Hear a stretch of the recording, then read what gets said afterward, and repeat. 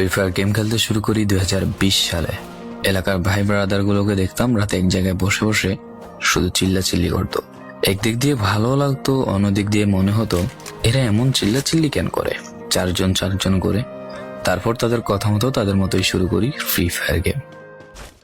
প্রথম দিন গেম খেলে রাত জেগেছি 11টা, যেটা ছিল রাত জেগার প্রথম কারণ এবং প্রথম ভালোবাসা। এলাকার বন্ধুরা মিলে রাত হলেই আড্ডার আসর দিয়ে বসতাম আর শুরু করতাম গেম খেলা। সবাই তখন গেম খেলা নতুন শুরু করি। এত পরিমাণ আনন্দ ছিল গেমটিতে যে বলে বোঝানো সম্ভব না। তখন ভালো কোনো ফোন ছিল না, ল্যাগ করতো, তবুও খেলতাম। আব্বু আম্মুর কি পরিমাণ বকাঝকা খেয়েছি সেটা বলা বাহুল্য। অনেকদিন তো স্কুলও যাইতাম না, বন্ধুরা বসে গেম খেলতাম। কিছু টাকা জুগিয়ে কয়েক মাস পর একটা লেভেল আপ পাস ছিল না, 200 টাকায় বোধ হয় 800 ডায়মন্ড পাওয়া যেত। তো সেখান থেকে 800 ডায়মন্ড থেকে একটা অলক ক্যারেক্টার নিই। আর সেই অলক ক্যারেক্টার ছিল তখনকার সময়ের সবচেয়ে দামি ক্যারেক্টার। তখনকার দামি প্লেয়ার মনে হতো নিজেকে। আবার গেমের ভিতর অনেকের সাথে বন্ধুত্ব পর্যন্ত হয়ে গিয়েছিল। গেমের ভিতরে বন্ধুত্ব হলেও বাস্তব ছিল বন্ধুত্বগুলো। তখন ফ্রি ফায়ারে ডু পার্টনার সিস্টেমটা ছিল না, তাই কোনো মেয়ে গেমেও ছিল না। তারপর যখনই মেয়েরা গেমটা শুরু করে তখনই আস্তে আস্তে গেমের আনন্দ নষ্ট হয়ে যায়। অনেক বেশি র্যাম প্রয়োজন হতো, তো তাই গেমটা খেলতে ভালো একটা ফোনের প্রয়োজন হইতো। কিন্তু তখন ফোন ছিল না, কোনো রকম একটা ফোন দিয়ে খেলতাম গেমটা।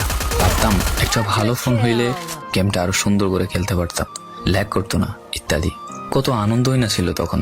প্রতি সপ্তাহে শুক্রবার বসে সবাই গিল্ডের গ্লোরি ফুল করতাম একটা কাস্টমের জন্য। পরের দিন সবাই মিলে আনন্দ নিয়ে একটা একটা করে কাস্টম খেলতাম।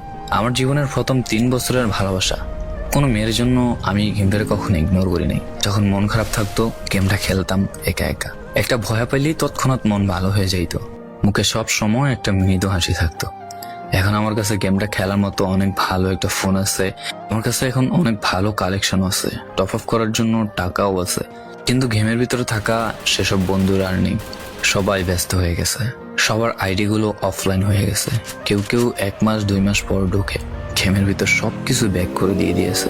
এখন যার বেশি টাকা সেই বেশি প্রো, এখন কারো স্কিল দেখা হয় না। ফ্রি ফায়ারের সব ফালতু ইউটিউবারদের দিয়ে ভরে গিয়েছে সব।